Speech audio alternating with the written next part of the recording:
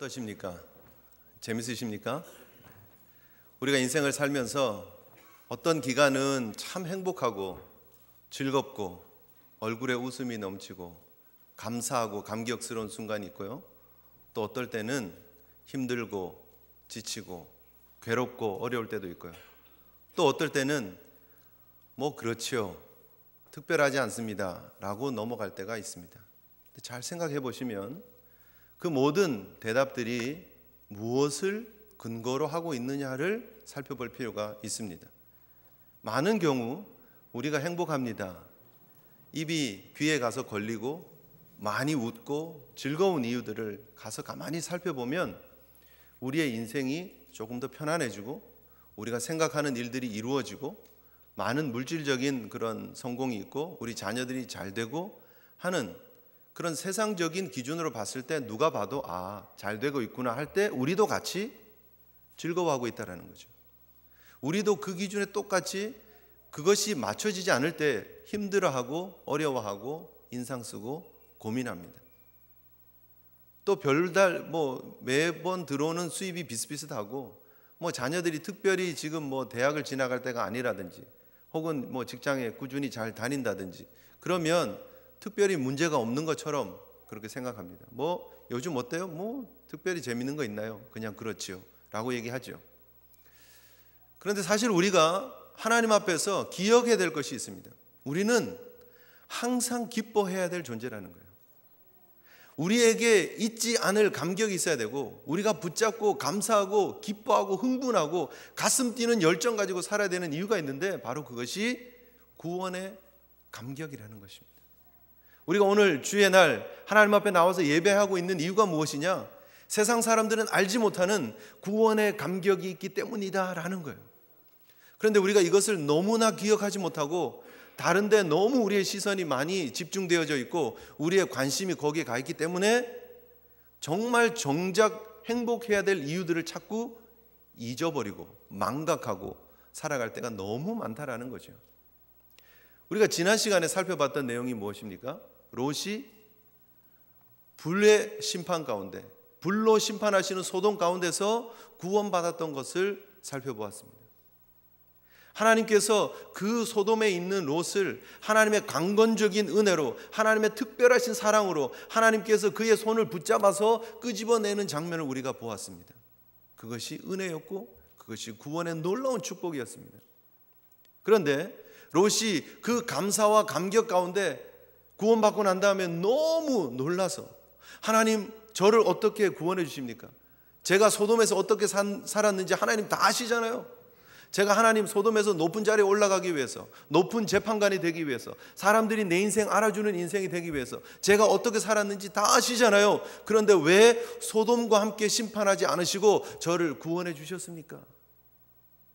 감사하며 감격하며 자신의 삶을 돌아보며 새 인생을 살아가는 모습이 아니고요. 오늘 본문에 나타나는 롯은 30절 보십니다. 롯이 소 아래 거주하기를 어떻게 했다고요? 두려워하여 라고 말하고 있습니다. 두려워하고 있다는 거예요. 지금 이 시점이 물론 여러분 이런 엄청난 일을 당하면 사람이 두려워할 수 있습니다. 그렇죠? 여러분 소위 우리 한국 분들은 그냥 트라우마 이런 얘기 많이 듣잖아요. 외상 후 스트레스 장애 있잖아요. 포스트 트라우마틱 스트레스 디소더 하는 그런 게 있습니다. 그래서 어떤 큰 일을 자기가 생각하지도 못했던 큰 일을 갑작스럽게 당하면 그 일로 인해서 우리의 마음에 병이 듭니다.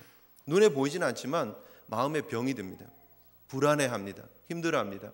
그 일이 반복되지는 않을까? 그 일이 갑자기 내 삶에 또 찾아오지는 않을까? 항상 사람들이 두려워합니다.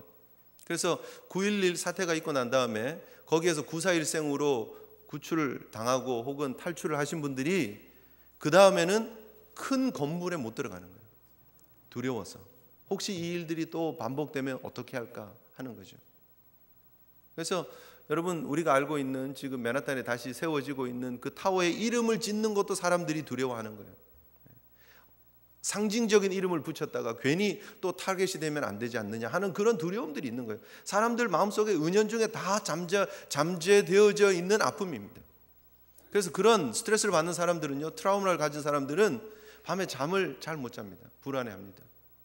혈압이 막 올라가고 호흡이 가빠지고 눈앞이 뿌얘지고 그런 일들을 겪습니다. 그래서 술에 의존하는 그런 모습들이 있죠. 롯이 지금 술 먹고 사고 치잖아요. 그죠? 어떻게 보면 이런 지금 정신적인 그런 상처에 대한 어떤 반응인지 모릅니다. 인간적인 반응이죠. 그래서 술에 의존하지 않으면 잠을 못 자는 거예요. 매일 저녁 식사할 때마다 술 먹는 게 습관이에요. 그래서 우리 아버지 오늘 저녁에도 술 먹을 거니까 술 좀 준비해서 거하게 취하게 하면 될 거 아니냐라고 딸들이 작전을 세울 만큼 롯이 지금 힘들고 어려운 시간들을 보내고 있다라는 거예요. 그런데 우리가 여기서 분명히 기억해야 될 것이 무엇이냐면 하나님의 심판의 엄중함을 우리가 기억해야 됩니다. 잊어버리자, 대수롭지 않게 생각하자는 것은 절대 아니지만 그러나 그 심판의 두려움만 바라보면 안 된다는 거예요. 롯이 지금 기억해야 되는 것이 무엇이냐면 하나님의 그 불심판 가운데서 하나님이 나를 이렇게 사랑하시고 나를 이렇게 건져주셨다라는 하나님의 구원과 하나님의 자비에 대한 기억이 있어야 된다는 거예요. 하나님이 택한 백성들을 구원하시는 하나님의 열망, 하나님의 열심, 하나님의 그 계획이 완성되어져 가는 모습을 우리가 지난주에 보았습니다. 소돔이 언제 심판당합니까? 언제 멸망당했죠, 여러분? 해가 뜨니까 멸망당했습니까? 뭐 시기적으로 보면 맞죠. 근데 여러분 성경을 잠깐 가서 보십시오. 다시 19장 22절 한번 보세요. 22절 같이 한번 읽습니다. 시작. 그리로 속히 도망하라. 내가 거기 이르기까지는 내가 아무 일도 행할 수 없노라 하였더라. 그러므로 그 성읍 이름을 소알이라 불렀더라. 작은 성 소알에 들어가라. 거기 갈 때까지 내가 아무것도 못한다는 거예요. 누가요? 천사가 하는 얘기예요.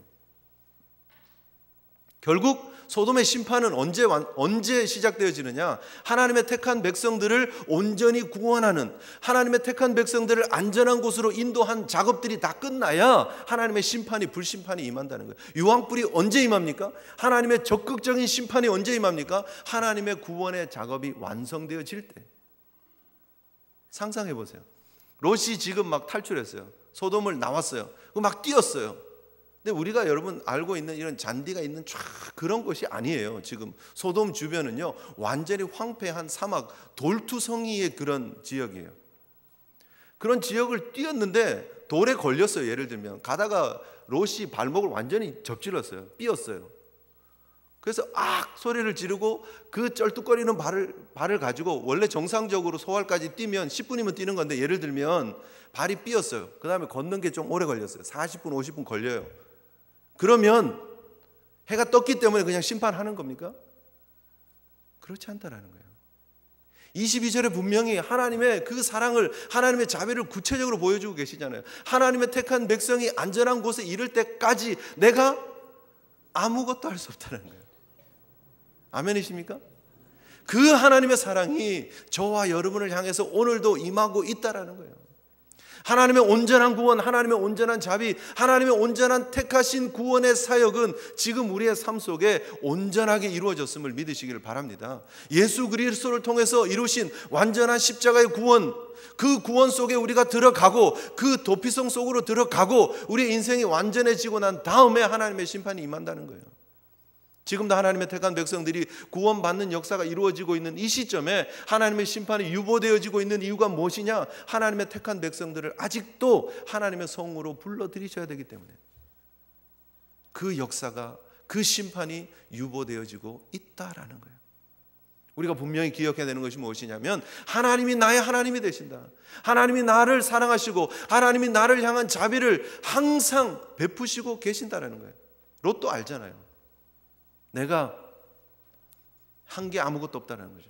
내가 이 구원을 받기에 적합한 사람이 아니라는 거예요. 내가 어떻게 살았는지 롯 자신이 너무너무나 잘 압니다. 아브라함 삼촌처럼 내가 살지도 못하고 이 소돔에 와가지고 눈에 보이는 것 따라서 왔더니 내가 이런 인생의 종말을 맞이하는구나. 내가 이제 더 이상 재기하기도 어렵고 나이도 많고 분명히 알아요. 그런데 하나님께서 그를 택하셔서 은혜로 구원해 주셨다라는 거예요. 지금 자기가 너무 엄청난 트라우마가 있어서 마음의 상처가, 물론 상처가 되겠죠. 정상 아니겠습니까? 내가 평생 쌓아놓은 모든 재산이 하루아침에, 나의 삶의 터전이 하루아침에 불바다가 되었습니다. 더 큰 충격은 뭡니까? 자기의 딸하고 결혼하려고 했던 사위들이 그 안에서 죽었어요. 더 큰 충격은요, 함께 탈출해서 도망 나오던 자기의 와이프가 옆에서 뛰다가 뒤를 딱 돌아봤는데 소금 기둥으로 확 바뀌어버렸어요. 얼마나 큰 충격입니까? 이게 엄청난 충격이죠. 그러나 그럼에도 불구하고 하나님이 우리에게 원하시는 삶은 그 심판의 두려움에 사로잡혀서 살다가 끝나는 인생을 요구하는 것이 아니라는 거예요. 지나가다가 어떤 돌무더기만 보면 깜짝깜짝 놀랐겠죠. 사실은 지나가다가 진짜 뭐 전봇대 하나 보고도 놀랐겠죠. 기둥같이 생긴 것만 보면 소금 기둥이 생각나서, 자기 아내가 생각나서 놀랐겠죠. 그러나 그 심판의 두려움이 기억나는 그 순간 롯이 기억해야 될 것이 무엇이냐면 하나님의 변함없는 사랑이었어요. 하나님이 그럼에도 불구하고 나를 건져주셨구나. 이 소돔을 그냥 하나님이 예고 없이 심판하실 수 있었잖아요. 천사를 보내지 않으셔도 되잖아요. 분명히 하나님이 그 성에 방문할 수 없을 정도로 죄악이 관영했다는 거 하나님이 알고 계십니다. 그냥 심판하면 끝이에요. 그런데 하나님이 하나님의 택한 하나님의 백성, 그리고 그의 가족을 구원하기 위해서 천사를 보내었다는 사실을 기억해야 되는 거예요. 하나님이 나를 건지기 위해서 이 힘들고 어려운 엄청난 일들을 마지막 시간에 이루어 가셨구나, 내가 하나님의 전적인 은혜로 구원받았구나를 기억했었어야 된다는 거예요. 그러면 내가 어떻게 살아야 하는가, 그것을 놓고 고민했었어야 한다는 거죠. 여러분, 우리가 함께 모여서 예배를 드리고 있는 이유는 우리는 구원받은 백성이기 때문입니다. 우리가 이곳에 와 있는 이유는 다른 이유가 하나도 없습니다. 교회가 이곳에 모이는 이유, 이민교회가 이곳에 모이는 이유는 우리가 외로워서, 향수가 그리워서, 한국 밥 먹고 싶어서 아닙니다. 우리가 이곳에 모이는 이유는 우리가 구원받은 백성이기 때문에 모인 것입니다. 그 구원의 감격이 너무 감사해서 모이는 것입니다. 그리고 그 감격을 어떻게 하면 효과적으로, 어떻게 하면 더 많은 사람들에게 전할 수 있을까 고민하면서 우리가 함께 훈련받기 위해서 모이는 것입니다. 그것밖에는 없습니다. 교회가 하나님의 구원을 감격하고 하나님의 구원을 전하는 곳이라는 그 레이블을 떼는 순간 교회는 문제 속으로 들어갑니다. 여러분, 우리가 이민교회 안에서 다른 얘기들 듣는 경우 있잖아요. 그죠? 이 교회는 북한에서 오신 분들이 많이 모이는 교회야. 이북교회야. 뭐 이런 얘기 듣습니다. 이 교회는 전라도 교회야. 이 교회는 경상도 분들이 많은 교회야. 이 교회는 간호원들이 많은 교회야. 이 교회는 의사들이 많은 교회야. 이 교회는 봉제업을 하시는 분들이 많아요. 물론 여러분, 전도하다 보면 가까운 분들 전도하고 그렇게 되다 보면 그런 분들이 많이 모일 수 있습니다. 그러나 그것이 교회의 특징이 되어서 그것이 밖으로 드러나 버리면 안 됩니다. 우리가 모일 때 여러분, 뭐 스포츠 얘기할 수 있습니다. 오늘 유현진 하나요? 내일입니까? 유현진이 나가서 이번에 3차전을 어떻게 할까? 뭐 그런 얘기 청년들이 할 수 있죠. 어떻게 그렇게 다저스가 1, 2차전을 그렇게 뭐 참 졌을까? 유현진의 어깨가 무겁겠다. 뭐 그런 얘기 잠깐 해도 돼요. 잠깐. 하지 말란 얘기는 아닙니다. 뭐 어떻게 우리가 그런 얘기 안 하고 살 수 있겠습니까? 하세요. 기왕이면 이기면 또 좋겠죠. 그런데 그거 하려고 모인 게 아니라는 거예요. 우리가 모이면 정치 얘기 안 할 수 없습니다. 한국 정치 얘기 어떻게 안 합니까? 할 수 있죠. 조금 하세요. 조금. 조금 하세요. 그거 내가 이번 주에 그냥 신문 보고 인터넷 뒤져가지고 아는 모든 정보를 가서 우리 선교회에 다 전해야지 하는 그런 사명 가지고 교회 오시지 마세요. 그냥 조금 하세요. 그냥 친교를 위해서, 펠로십을 위해서 밥 먹다가 요즘 이 정부가 이렇다고 뭐 그런 얘기 조금 할 수 있죠. 조금. 그게 주가 되면 안 됩니다. 아이들 키우면서 궁금한 거 있죠? 우리 아이가 벌써 고개를 들었어요. 우리 아이가 벌써 뒤집어졌어요. 뭐 그런 얘기 할 수 있습니다. 엄마로서 막 신기하죠. 아이가 뭐 멍멍멍멍 했는데 우리 엄마 했대요. 뭐 엄마 한 거 아니에요. 보면 그냥 멍멍멍 이렇게 한 거예요. 그냥 아무것도 아닌데 그거 자랑하고 싶어가지고 교회 와서 맨 아이 키우는 얘기만 해요. 아이를 키우면서 느꼈던 하나님의 은혜와 사랑을 간증을 전하는 시간이, 아이들 키운 얘기 해야죠. 뭐 아이 키우는 우리 어머님들이 모여서 무슨 얘기 하겠어요. 그런 얘기 조금 하세요. 조금. 주는 우리의 구원에 감격해야 한다는 거예요. 항상 우리가 기뻐하고 항상 감사하고 항상 우리가 천국의 소망을 가지고 살아가는 하나님의 사람의 모습을, 그 아이덴티티를, 정체성을 잃어버리는 순간 우리는 세상하고 구별이 하나도 없어요. 롯은 지금 두려워합니다. 롯은 그냥 똑같은 외상 후 스트레스 장애에 지금 그냥 그대로 있습니다. 벗어나지를 못해요.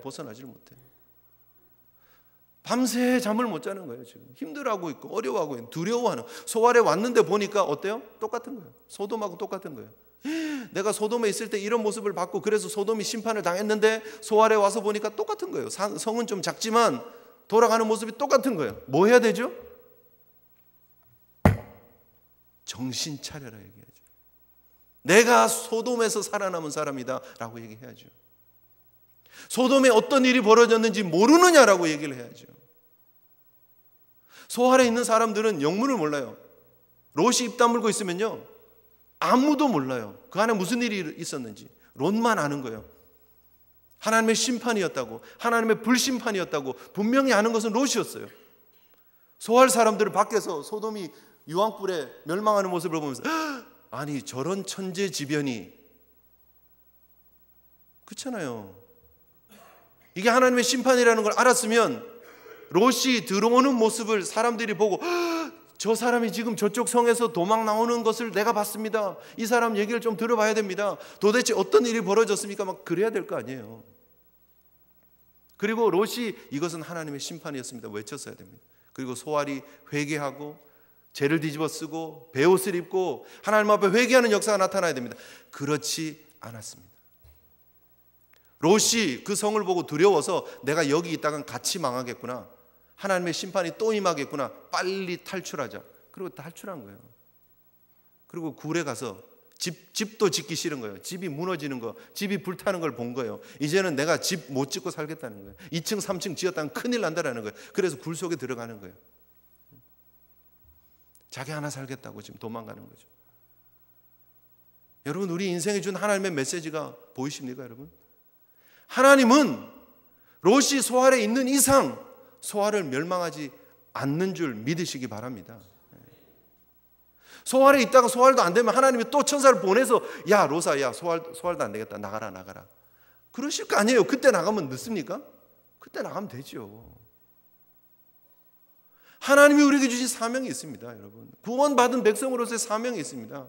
이 땅을 향해 외쳐야 될 사명이 있습니다. 하나님께서 우리에게 주신 사명이 느껴져야 됩니다. 지금 이 소알 사람들이 지금은 흥청망청 살고 있지만 이들에게 하나님의 불심판이 임하면 소돔과 똑같을 것이라고 하는 그런 심판의 엄중함을 볼 수 있어야 되고, 내가 살아남은 하나님의 은혜를 볼 수 있어야 됩니다. 그래서 하나님 은혜를 전해야 되는 거예요. 롯이 나와서 해야 될 일이 뭐였겠느냐는 거예요. 내 인생 이렇게 살다가 하나님의 은혜로 구원받았으니 내가 이제 남은 여생 하나님 영광 위에 살아야겠다 해야 된다는 거예요. 가서 지금 뭐 포도 농사를 지었는지 몰라요. 딸들이 포도주 갖다 주는 거 보면, 아니면 소알에 들어가서 뭐 어떻게 구했는지 모르겠지만 포도와 관계되는 일을 했을지도 모릅니다. 그리고 그냥 겨우 입에 풀칠하고 그냥 사는 거예요. 그렇게 살면 안 된다는 거예요. 어떻게 살아야 됐을까? 롯의 인생을 어떻게 살아가야 했었을까 하는 거예요. 여러분, 살아남은 자로서. 여러분, 우리는 하나님의 진노 가운데 있던 자녀였습니다. 에베소서 2장 3절 이하에 보면 하나님의 그 풍성하신 사랑이, 긍휼이 풍성하신 하나님의 사랑이 그 큰 사랑으로 인해서 허물로 죽은 우리를 그리스도 안에서 살리신 거예요. 아멘이십니까? 그 은혜와 사랑을 잊지 말자라는 거예요. 그거를 전해야 된다는 거예요. 그것이 하나님이 우리에게 주신 사명이다라는 거예요. 우리를 그리스도 안에 다시 살리신 이유는 오고 오는 세대에 하나님의 풍성함을 여러 세대에 나타내려 하심이라. 에베소서 2장 7절의 말씀입니다. 나타내야 된다는 거예요. 보여줘야 된다는 거예요. 그게 우리의 사명이다라는 거예요. 바로 그것이 은혜로 말미암아, 믿음으로 말미암아 얻은 구원임을 여러분 기억하시기를 바랍니다. 그림 한번 봐주시면 좋겠습니다. 여러분, 이게 어디인 것 같습니까? 너무 뜬금없는 그림이라서. 이게 이스라엘 사해 근처에 있는 마사다 요새입니다. 마사다라는 곳입니다. 마사다.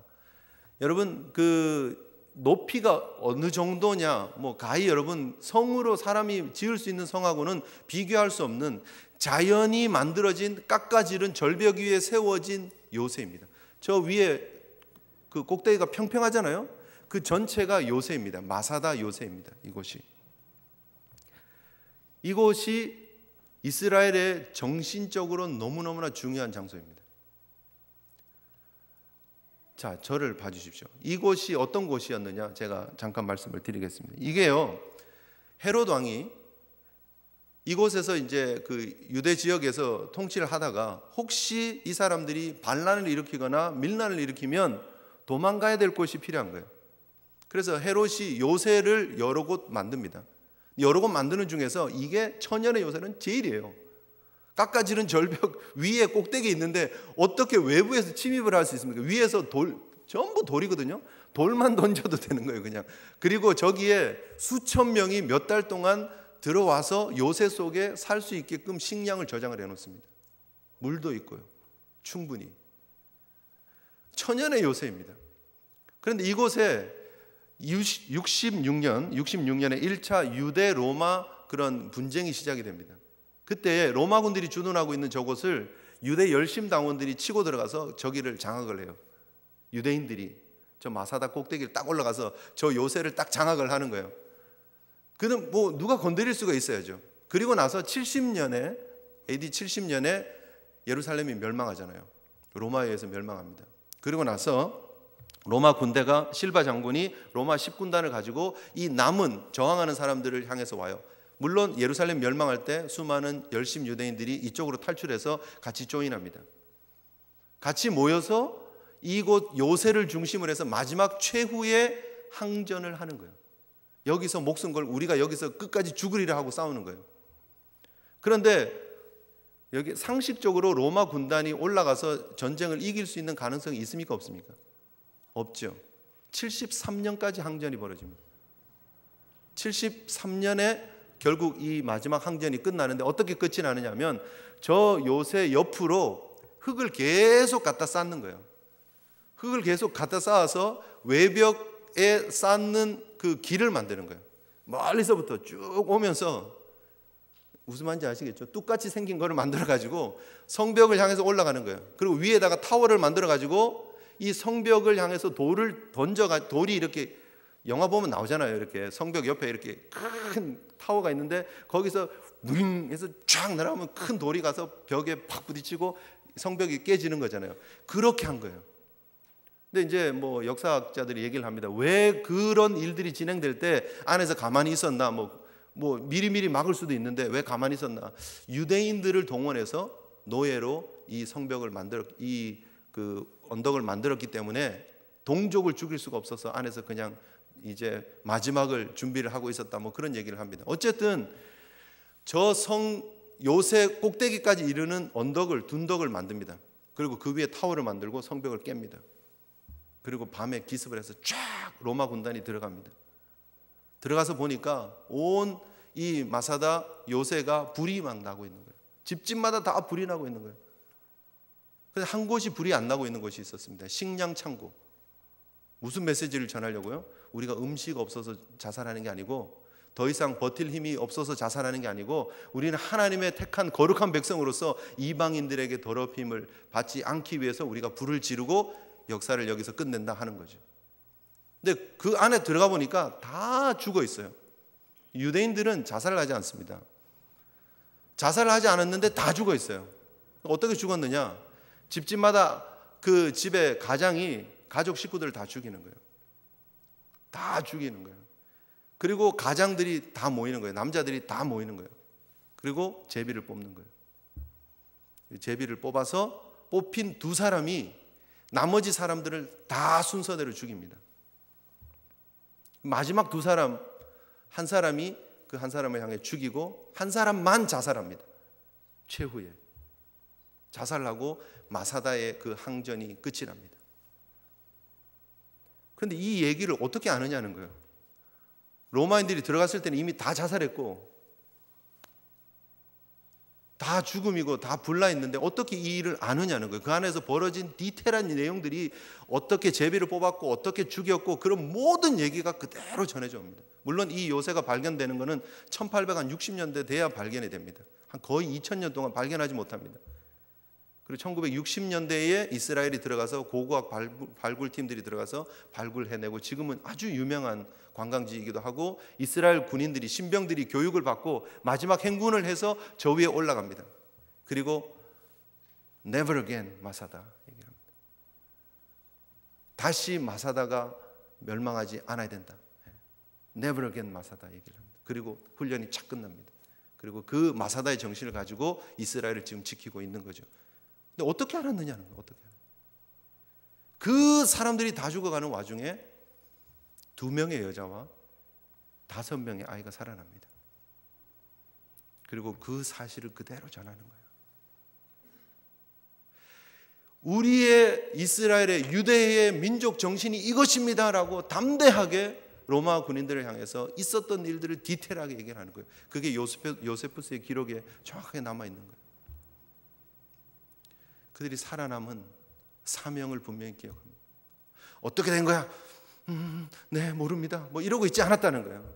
트라우마에 빠져 있고 자기의 생명 그냥 사는 거 그것 때문에 벌벌벌 떨면서 있지 않았다는 거예요. 그 2명의 여자와 5명의 아이들이 담대하게 그 있었던 일들을 상세하게 전하고 우리는 이런 유대인들입니다. 그래서 너무 두려워서 그들을 살려줍니다.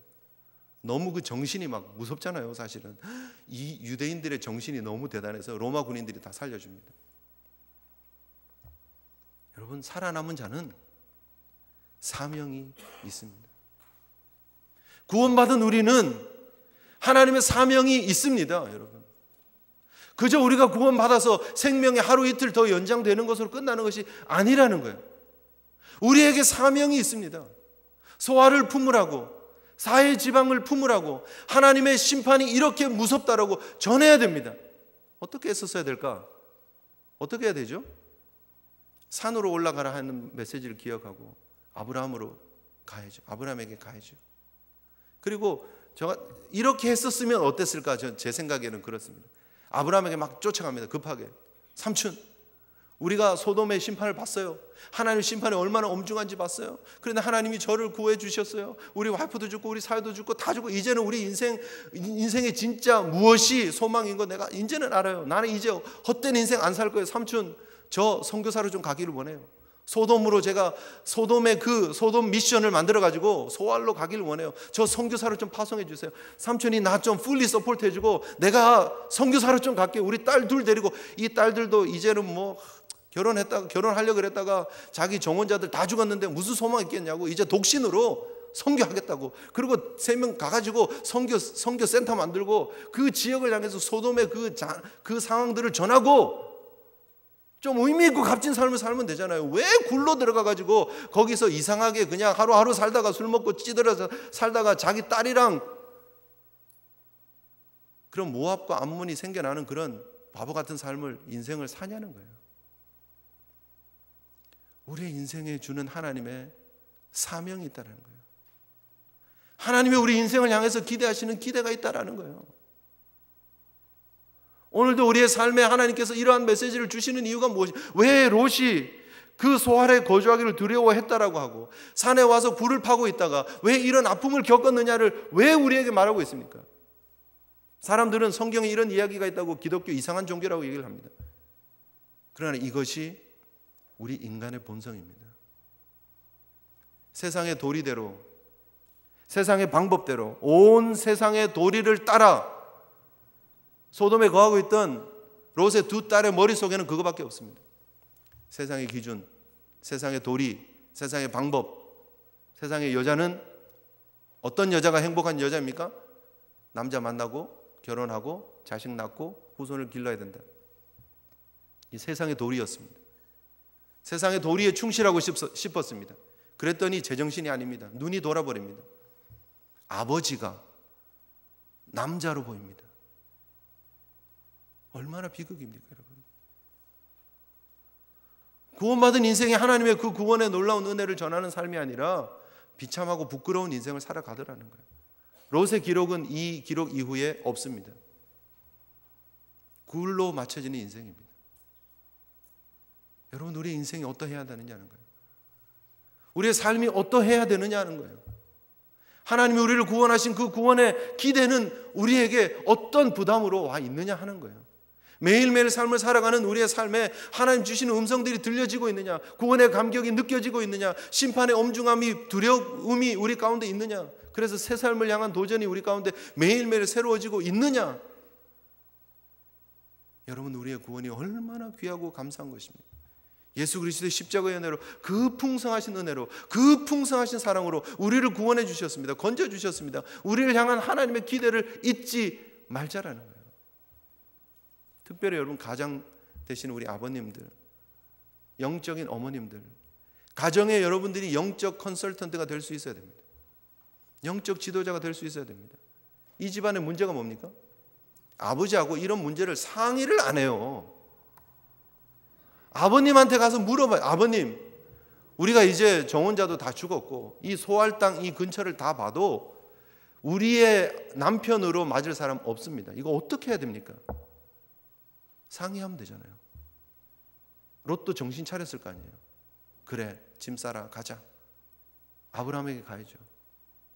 가자, 고향으로 가야죠.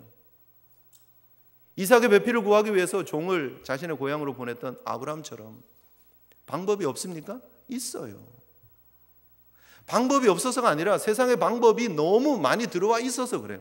세상의 걸 너무 봐서 그래요. 세상의 걸 너무 들어서 그래요. 우리의 가치 체계가 완전히 깨어져서 그래요. 여러분의 가치 체계는 무엇입니까? 말씀입니까? 하나님입니까? 성경입니까? 그리스도인의 삶의 기준이 우리의 삶에 있으십니까? 아니면 세상이 그렇게 사니까 우리도 그렇게 살아도 되는 것입니까? 영적인 아버지로 거듭나시기를 주님 이름으로 축복합니다. 기도하고 영적으로 분별할 수 있는 영적인 어머님들 되시기를 축복합니다. 그러지 않으면 우리 자녀들이 물어보지도 않아요. 왜 안 물어봤을까? 고민 좀 해봤습니다. 왜 아버지한테 안 물어봤을까? 분명히 같이 구원을 경험했는데 아버지가 매일 술 취해 있는 것 같아요. 제가 봐서는. 물어볼 경황이 아니에요. 우리 아버지가 지금 정신이 없어요. 매일 그 자다가 말고 여보 여보 하고 깨는 거예요. 자꾸 악몽이나 꾸고 정신없고 대책 없고 굴에 들어가 있고 밝은데 나오기 싫은 거예요. 왜요? 해가 뜰 때 심판이 있었잖아요. 그냥 어두운 데 있고 싶은 거예요. 굴 속에.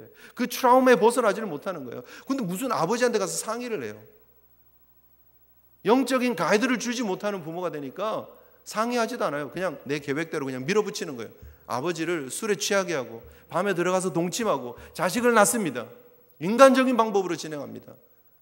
그래서 자식을 낳고 임신을 하고 자식을 낳았는지는 모르지만 그 자녀가 모압이 되고 암몬이 됩니다. 내 아버지로부터 모압이에요. 내 아버지의 아들 암몬이에요. 베남미. 얼마나 부끄럽습니까? 다시 한번 우리의 삶을 도전해 봐야 됩니다. 돌아봐야 됩니다. 점검해 봐야 됩니다. 그리고 이 메시지가 왜 성경에 있는지를 돌아봐야 됩니다. 왜 이 기록이 있습니까? 1차적으로 출애굽한 이스라엘 백성들이 약속의 땅 가나안에 들어가기 전에 하나님의 사람으로 하나님 붙잡고 살라고 주신 메시지 아니에요? 그들이 지금 왔어요. 광야의 모든 삶이 끝나고 이제 약속의 땅으로 들어가려고 하는 그 시점에 요단 동편에 누가 있습니까? 모압이 있고 암몬이 있습니다.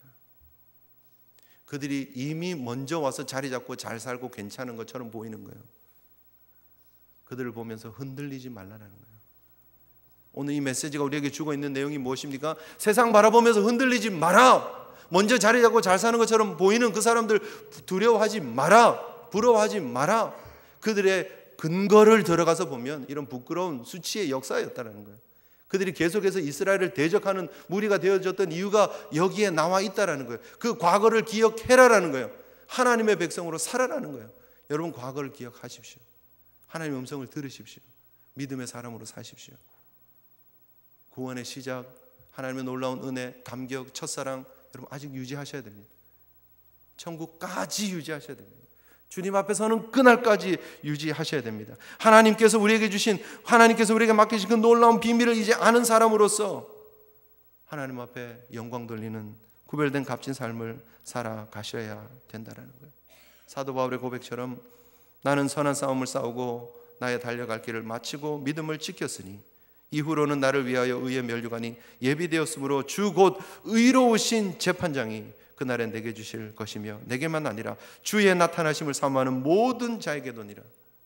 주의 나타나심을 사모하는 모든 제일 성도 여러분, 주님 앞에 설 때까지 믿음의 선한 싸움 달려가시고 하나님께서 주신 귀한 사명 기억하시고 영적인 가장의 역할, 영적인 카운슬러의 역할 제대로 하시고 세상을 향해 주의 복음을 증거할 수 있는 거룩한 주의 종들 되시기를 주님의 이름으로 축복합니다. 우리 함께 하나님 앞에 기도했으면 좋겠습니다. 오늘 이 부끄러운 스토리, 정말 읽기도 부끄럽고 생각하기도 싫은 이 부끄러운 스토리가 우리에게 주고 있는 메시지가 있음을 다시 한번 기억하기를 원합니다. 십자가의 은혜로 구원받은 하나님의 백성의 삶의 도리가 어떠해야 하는지, 세상의 도리 따라가지 않게 도와주시옵소서. 하나님의 도리, 말씀의 도리, 구원의 도리, 생명의 도리 따라갈 수 있는 하나님의 사람 되게 하여 주시옵소서. 우리 함께 그렇게 하나님 앞에 다짐하면서 기도했으면 좋겠습니다. 기도하시겠습니다.